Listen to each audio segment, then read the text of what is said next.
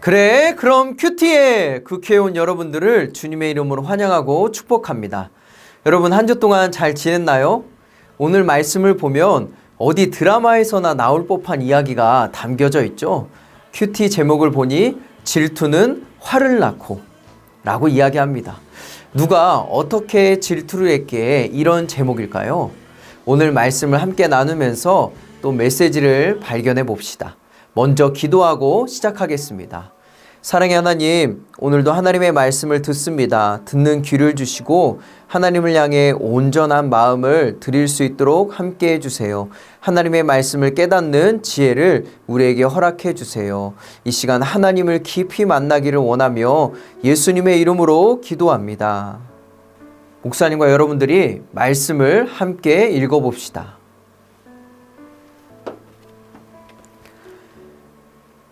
라헬은 자기가 야곱에게 아이를 낳아주지 못하자 자기 언니를 질투했습니다.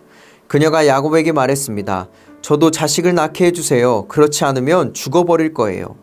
야곱은 화가 나서 그녀에게 말했습니다. 내가 하나님을 대신하겠소? 하나님께서 당신의 태를 닫으셔서 아기를 갖지 못하게 하시는데 어쩌란 말이요? 라헬이 말했습니다.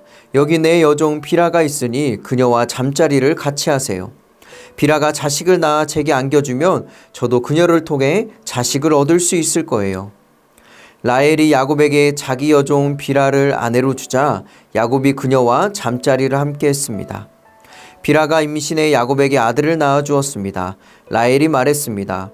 하나님께서 나를 변호하시고 내 목소리를 들으셔서 내게 아들을 주셨구나 하고 그 이름을 단이라고 지었습니다. 라헬의 종 비라가 다시 임신해 야곱에게 아들을 낳아 주었습니다. 라헬이 말했습니다.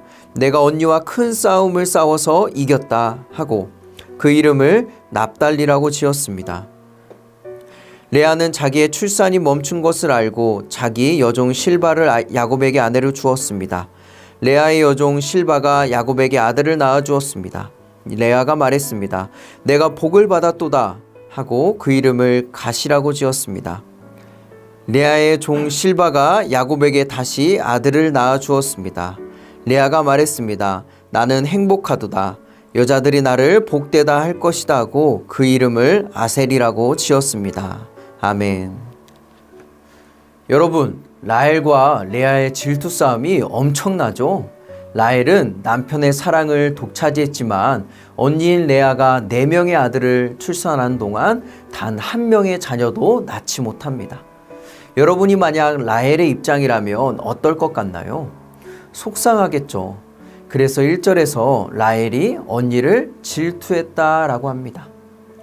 목사님이라고 해도 굉장히 속상할 것 같아요. 그런데 아무리 그래도 해서는 안 되는 말이 있죠. 라헬이 야곱에게 뭐라고 합니까?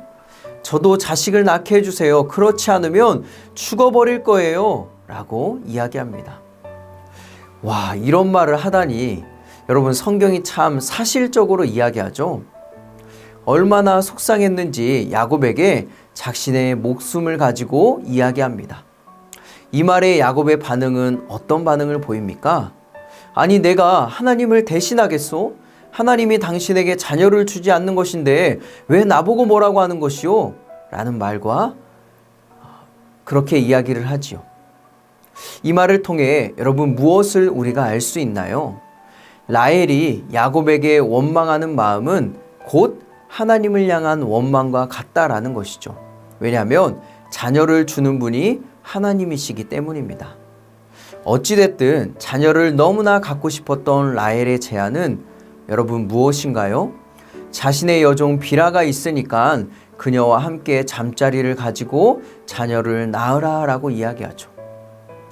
이 말에 야곱은요, 여종 비라를 아내로 맞이하고 그대로 아들을 낳게 됩니다. 야곱은 왜 그랬을까요? 고대 세계에서 자녀, 특히 아들이 많을수록 큰 세력을 형성하게 되어 있습니다. 다시 말해서 어쩌면 야곱도 좋은 일이라고 생각했을지 모른다는 것이죠. 하지만 여러분, 이것은 당시 가치관에 따른 판단입니다. 그 당시에 통용되던 생각이죠. 하나님이 보실 때는 바람직한 가치관이 아닙니다. 이것을 통해서 우리는 무엇을 깨달을 수 있습니까?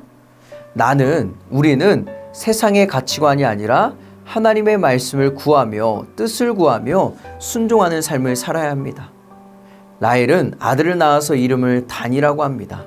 이는 하나님께서 내 억울함을 풀다라는 뜻을 가지고 있습니다. 이렇게 이름을 지은 이유는 고대에 자녀를 출생하지 못하는 것은 하나님의 징계를 받았기 때문이다라고 이해되었기 때문입니다. 라헬의 종 비라가 또 다시 임신을 하지요. 그리고 야곱에게 아들을 낳아줍니다. 라헬은 그 이름을 납달리라고 합니다. 뜻은 내가 언니와 큰 싸움을 싸워서 이겼다라는 의미이지요. 사랑하는 친구들, 지금 라헬의 모습을 보니 어떻습니까? 마치 목숨을 걸고 자신의 모든 것을 다 걸고 언니와 경쟁하는 듯한 모습을 보입니다. 무엇 때문이죠? 질투 때문이죠. 과연 하나님이 라헬의 모습을 기뻐하실까요? 더 재밌는 것은 레아도 지지 않습니다. 여러분, 레아는 어떻게 합니까? 자기의 출산이 멈춘 것을 알고 여종 실바를 야곱에게 아내로 줍니다. 그리고 아들을 낳는데 이름을 갓이라고 합니다. 갓은 내가 복을 받았도다 라는 뜻입니다. 그리고 또 아들을 낳는데 나는 행복하다, 여자들이 나를 복되도다 할 것이다 라고 하며 이름을 아셀이라고 짓지요. 라헬과 레아는 둘 다 질투에 사로잡혀 자녀를 낳는 데만 열중합니다. 하나님은 라헬과 레아의 모습을 기뻐하지 않으십니다. 사랑하는 친구들, 자녀를 낳고 싶은 마음이 하나님 앞에 결코 나쁜 것은 아닙니다.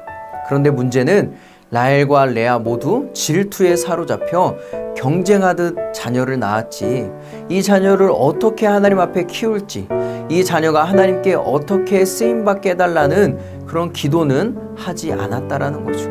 하나님은 여러분 그 모습을 슬퍼하십니다.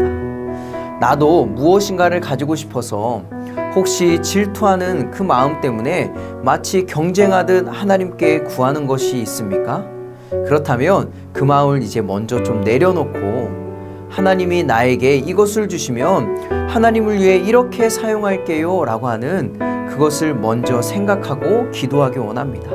그런 우리가 되기를 소망합니다. 그럼 이 시간 함께 기도하겠습니다. 사랑의 하나님, 라헬과 레아의 모습을 보면서 우리가 이 시간에 질투하는 모습을 함께 떠올립니다.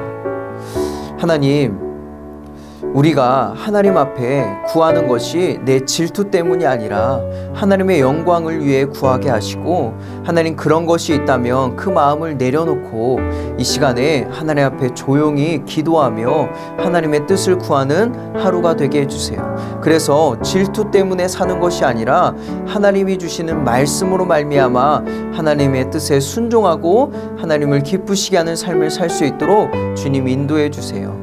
예수님의 이름으로 기도합니다.